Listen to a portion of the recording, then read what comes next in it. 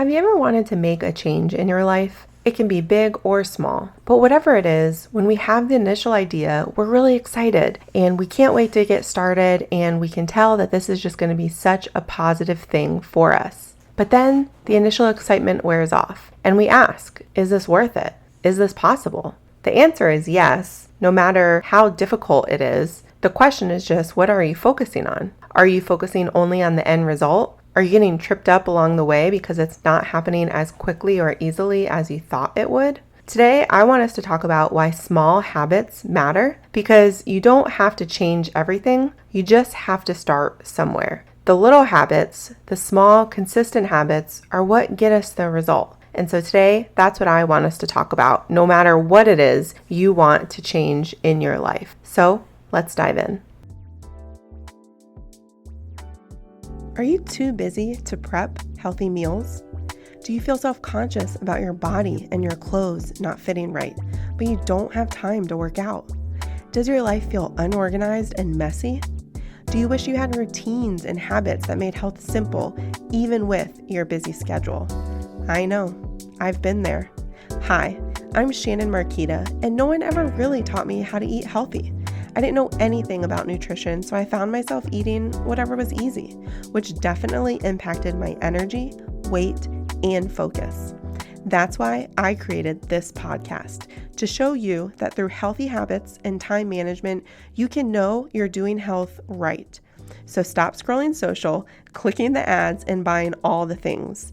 Let's grab our Americano and pop in our AirPods. It's time to solve the real problem together.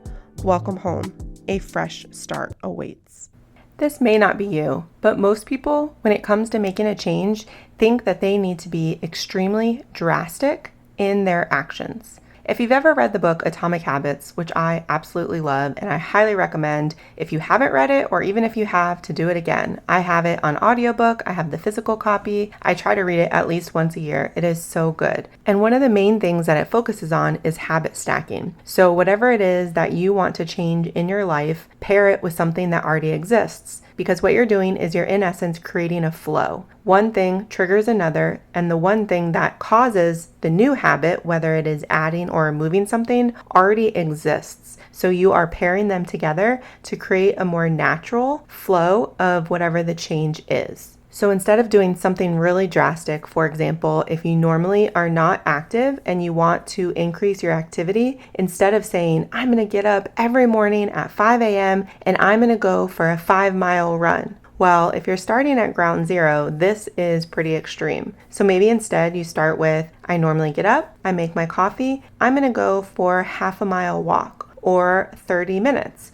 Whatever it is for you. Maybe at the end of the day, instead of coming home and just plopping down and eating dinner and watching TV, you make yourself a protein shake and you go for a walk. Could be by yourself, could be with your dog, could be with a friend or significant other. But what you're doing is you are pairing existing habits with your new goal in order to have it take root in a more promising way, and also setting yourself up for success, because you're more likely to keep realistic, small habits that you're creating that are new, instead of jumping into drastic changes that long-term aren't feasible and oftentimes are disruptions in our schedule, and so they are especially hard to keep. If we normally aren't active and we all of a sudden are going to say that we wake up at 5 a.m. in order to go for a 5-mile run, that's not likely. Odds are you don't normally wake up at 5 a.m. right now. You don't normally immediately put on your workout clothes and want to go outside and be extremely active. Especially if you aren't active now, any kind of run does not seem exciting.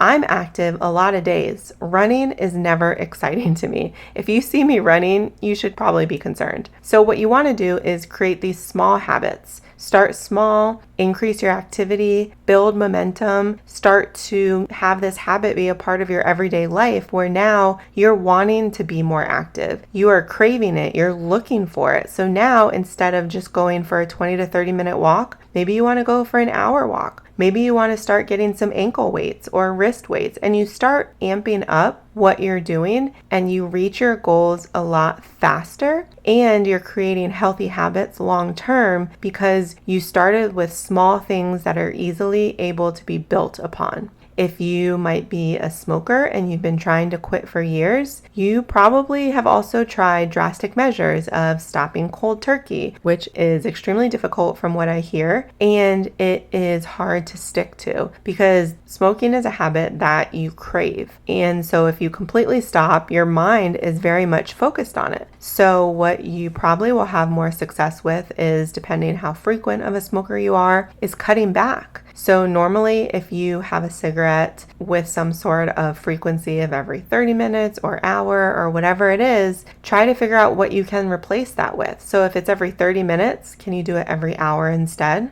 If you normally do a pack a day, can you do half a pack? And then can you start to be very intentional about when you are having a cigarette? And so, yes, you might be looking forward to it, but it's helping you to get through the times that you're not having one. And the times that you would normally have a cigarette and you're trying not to, what can you do instead? Can you go for a walk with somebody? Can you get on the phone in order to have some sort of distraction? Can you take a break in a different way? Maybe you normally smoke because that's what it seems like everyone in your circle is doing. So maybe you take a break with somebody else. Maybe you take a break in a different area. Maybe you just don't go outside for your break because that alone is a trigger of temptation. Only you know what will work for you, but the more that you are intentionally staying aware of what your triggers are to cause your brain to think about these things, to want to do them, you can then try to focus on other things that encourage the healthy habits of either being more active in our first example or smoking less in our second one. Odds are your circles either will need to elevate or change. And that's just something that I want to let you know upfront about because people don't always realize. Oftentimes we hang out with people that have similar habits to us. And so when we start to try and change, everybody isn't always on board. They don't necessarily want to make those changes in their lives as well. And so you have to acknowledge that it's not necessarily that you have to cut them out of your life. Only you know that answer. But you might be needing to change the environments that you spend time with them as well as the frequency, because this is your life. You're making these choices and these healthy habits are yours. So don't let other people dictate your decisions. You know what's right for you. And so you need to stick with your decision and you need to set yourself up for success. And that might mean that some of your relationships and circles change with the people that are in them and the frequency of time that you spend together, which I realize might seem a little scary at first because you're already changing habits in your life and you're thinking, oh my gosh, this is going to also affect the people and I'm going to lose all my friends. Don't freak out.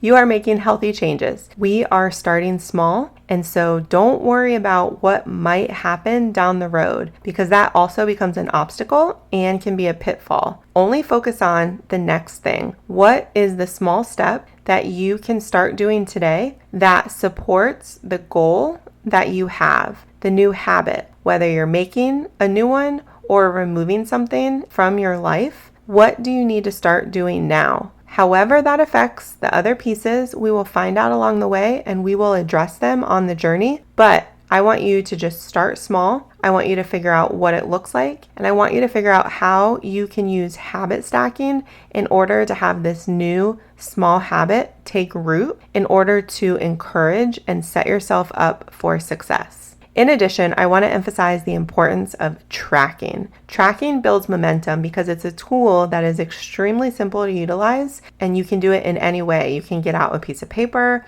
you can open a notes app on your phone, whatever it looks like for you. Tracking your progress of consistency will set you up for success. The coaching method that I use with all my clients, I call it the IDT method, and it stands for in due time. I have used this throughout my life for so many different things, but in coaching, it especially makes sense because the I is for intentions, which are your goals. The D is for direction, which is your plan. And the T is what we're talking about right now, which is in regards to tracking, because your progress is actionable. You are tracking what you are doing with consistency so that you can see all of your success and progress along the way. And then you can reflect on it. You can adjust accordingly and you can build for even more success. And in due time comes from the fact that you are setting yourself up for success to reach your goals in due time. You might have a timeline in mind, but tracking allows us to have a higher rate of success